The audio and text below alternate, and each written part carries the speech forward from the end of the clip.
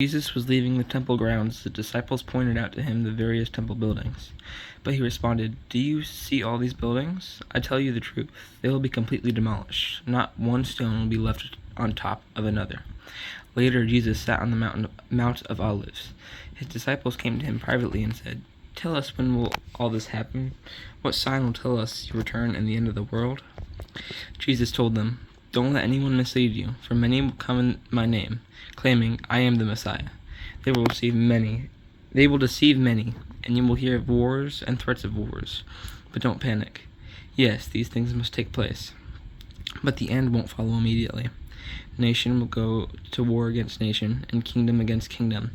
There will be famines and earthquakes in many parts of the world. But all this is only the first of the birth pains, with more to come. Then you will be arrested, persecuted, and killed. You will be hated all over the world because you are my followers. And many will turn away from me and betray and hate each other. And many false prophets will appear and will deceive many people. Sin will be rampant everywhere.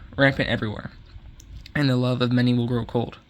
But the one who endures to the end will be saved. And the good news about the kingdom will be preached throughout the whole world, so that all nations will hear it, and then the end will come." Also, that's the changes textual, or not. It may not be textual. It may be a slight difference in different old. Kind of like I would say, "Who's there?" or "Who is there?" It's just a difference in saying sometimes. And then the end will come.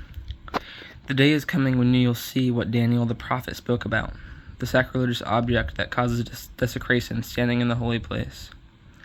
Then those in Judea must flee to the hills. A person out on the deck of a roof must not go down into the house to pack. A person out in the field must not return even to get a coat. How terrible it will be for pregnant women and for nursing mothers in those days. And pray that your flight will not be in winter or on the Sabbath, for there will be greater anguish than at any time since the world began, and it will never be so great again. In fact, unless that time of calamity is shortened, not a single person will survive, but it will be shortened for the sake of God's chosen ones.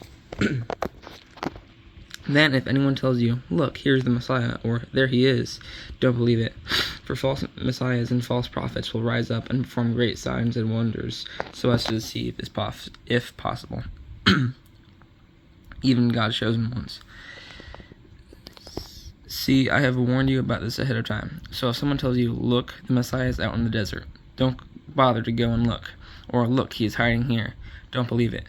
For as the lightning flashes in the east and shines to the west, so it will be when the Son of Man comes. Just as the gathering of vultures shows there is a carcass nearby, so these signs indicate that the end is near. Immediately after the anguish of those days, the sun will be darkened, the moon will give no light, the stars will fall from the sky, and the powers in the heaven will be shaken. And then at last, the sign that the Son of Man is coming will appear in the heavens, and there will be deep mourning among all the peoples of the earth.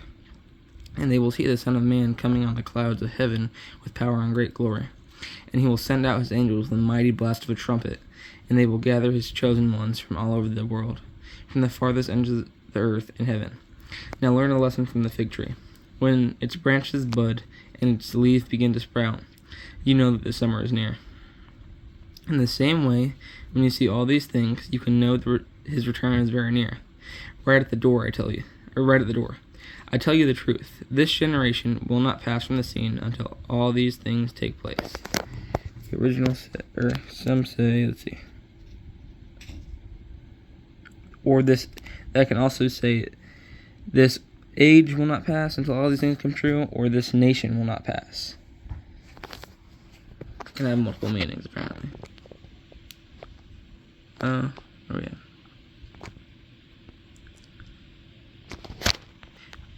Alright, will not pass from this scene until all these things take place. Heaven and earth will disappear, but my words will never disappear. However, no one knows the day or hour when these things will happen, not even the angels in heaven or the Son himself. Only the Father knows. When the Son of Man returns, it will be like it was in Noah's days. In those days, before the flood, the people were enjoying banquets and parties and weddings right up to the time Noah entered his boat. People didn't realize what was going to happen until the flood came and swept them all away. That is the way it will be when the Son of Man comes. 2 men will be working together in the field. One will be taken, the other left. 2 women will be grinding flour at the mill. One will be taken, the other left. So you too must keep watch, for you don't know what day your Lord is coming. Understand this: if a homeowner knew exactly when a burglar was coming, he would keep watch and not permit his house to be broken into. You also must be ready all the time, for the Son of Man will come when least expected. A faithful, sensible servant is one to whom the master can give the responsibility of managing his other household servants and feeding them. If the master returns and finds that the servant has done a good job, there will be a reward. I tell you the truth, the master will put that servant in charge of all he owns. But what if the servant is evil and thinks, my master won't be back for a while, and he begins beating the other servants, partying, and getting drunk? The master will return unannounced and unexpected, and he will cut the servant to pieces and assign him a place with the hypocrites. In that place there will be weeping and gnashing of teeth.